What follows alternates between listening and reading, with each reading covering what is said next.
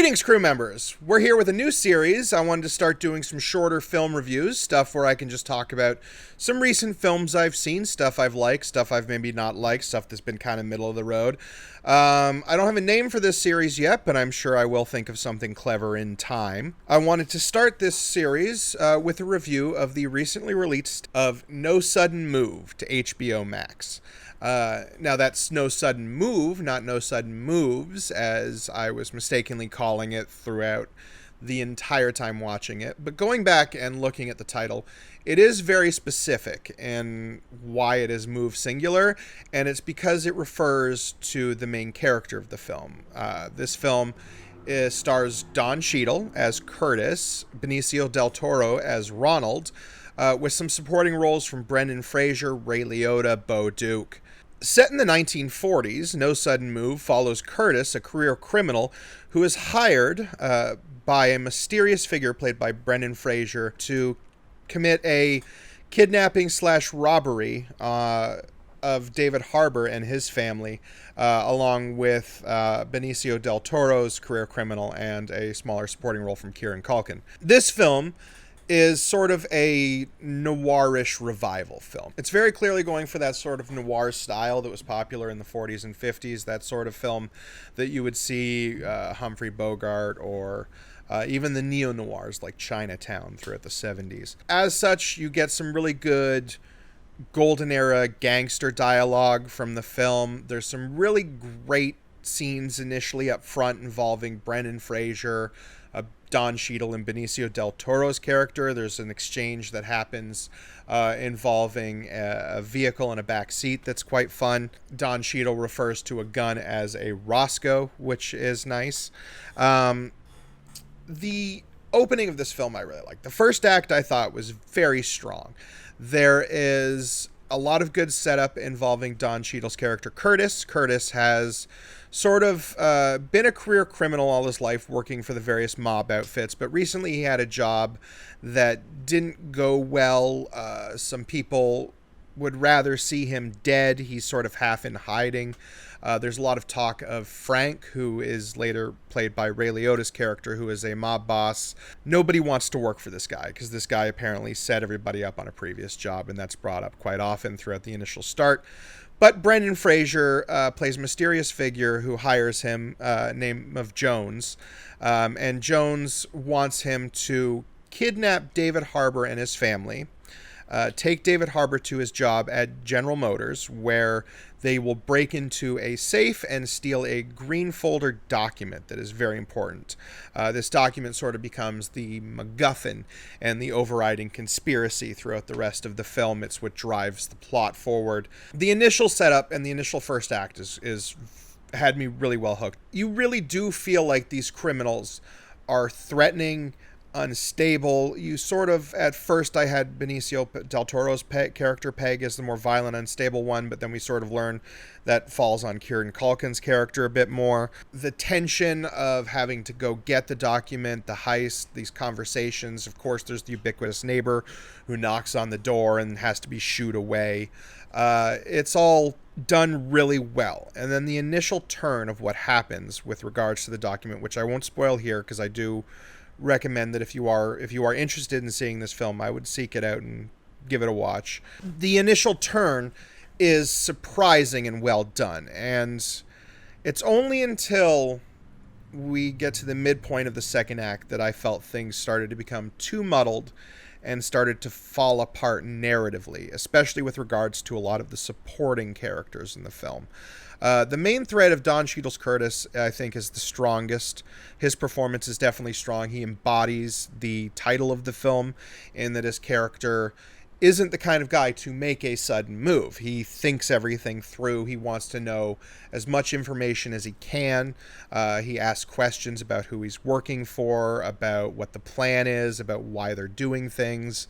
When it comes time for him to sort of start to have to make his own moves to stay alive and stay ahead of the people who want him dead, he shows a lot of intuition and a lot of necessary ruthlessness. Benicio del Toro's character, on the other hand, is a little bit more impulsive, a little bit greedier. And we do certainly see that play out at the beginning, especially involving what would later, in hindsight, become a very telling moment with his girlfriend, or the girl he's having a relationship with, where he directly asks her if she loves him, and she says yes. He doesn't, of course, say that back. It's a really telling moment for his character. David Harbour's character at the start of the film seems very straightforwardly involved with the plot. It's very understandable why this is the man who is being selected for this mission, who is being cajoled into this mission, what they have on him, how they know that he is the person who can get access specifically to that document, and also is coercible into performing other tasks later on that they need him to perform. But it becomes very muddled towards the middle when some more revelations are learned about the character, and it becomes, I kind of couldn't really follow specifically like how he was involved, just how much responsibility or culpability he had toward the situation, just how much, blame could be placed on him for this situation.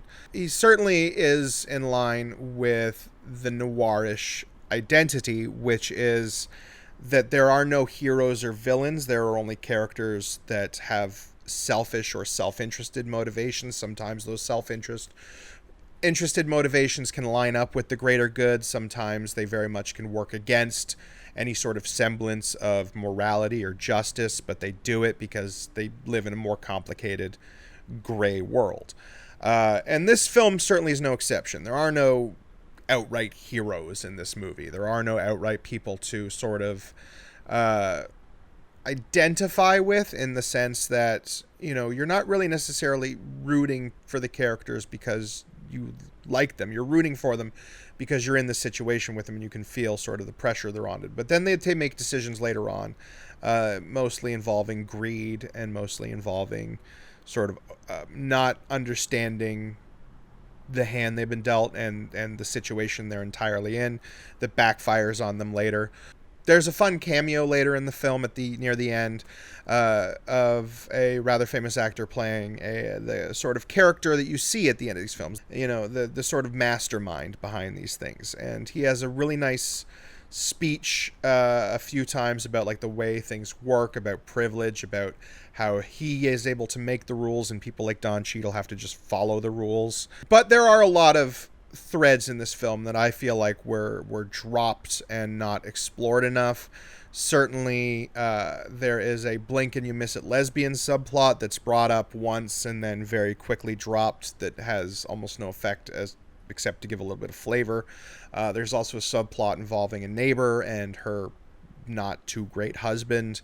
There is a subplot involving Benicio del Toro's character, Ronald, having relations with another character's wife that sort of is brought up and then paid off very quickly, and then, doesn't sort of play in until the very end.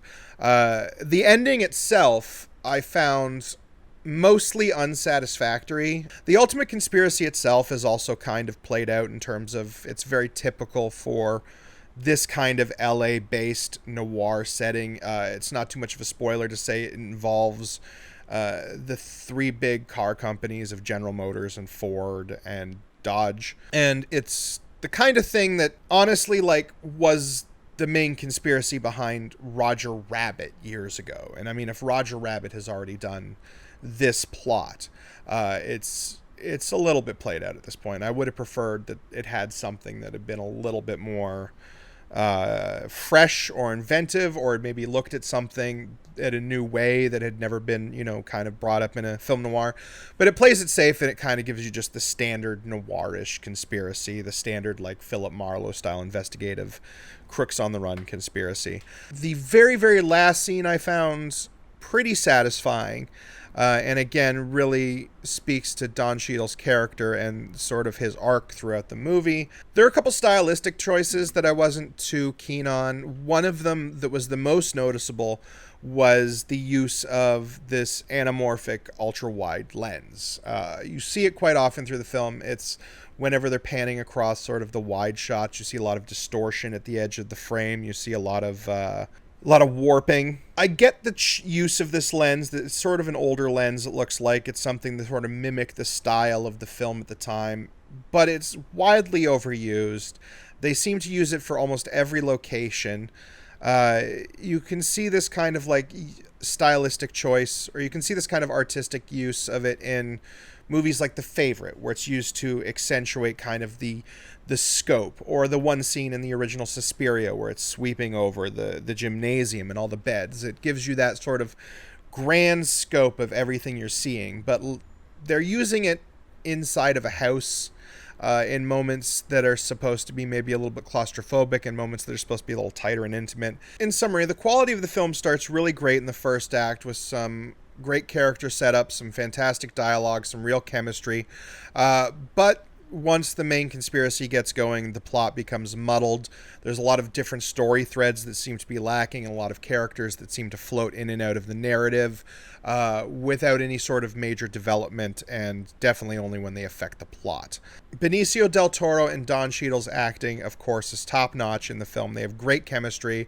They really make these characters feel alive and feel like real people who would act this way in these situations. This is sort of an attempt at the classic film noir setup, but it becomes too muddled by the end, and there's not really any sort of satisfying payoff for a lot of these characters. Overall, I'm going to give the film a 3 out of 5. All right, guys, thank you so much for watching this first episode of my shorter film reviews. I enjoyed talking about No Sudden Move. One thing I didn't mention really quickly was the production design, of course, was stellar. A lot of great period pieces, cars, that kind of stuff. Looks great. Real dad movie, Sunday afternoon movie. But check out our channel for new reviews coming up. I'm going to try to do this more often. I'm going to try to see some other films, maybe some classics, maybe some newer stuff that I want to talk about. We've got some Let's Plays going on right now. Tamara and I are playing Dragon Age Origins, and she's having a lot of fun with that. I'm having a lot of fun watching her play it as well. And we've got some trailer trashes, of course. I just did a trailer trash on Halloween Kills, which looks awesome, and I'll probably talk about that in a short review when I get to see it. All right, everybody, stay safe and be who you are.